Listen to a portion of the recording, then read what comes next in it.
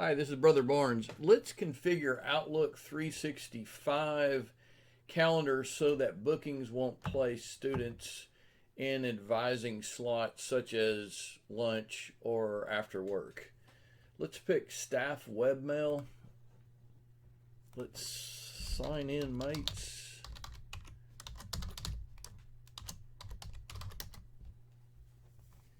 Yes.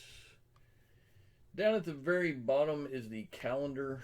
So click on the bottom calendar. Notice that I have lunch and after hours, and I have weekends and vacations like Thanksgiving. And in this case, marked so that bookings will not place advisees during these time slots. Well, how do we do that? Just click on New Event.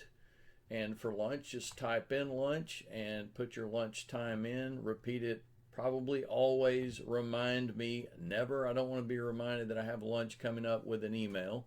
And then just simply save this and wash, rinse, and repeat. Do the same thing for after hours. I think here at Northwest, we need to program 2:30 to 4:30-ish for after hours, and then also do your weekends and holidays.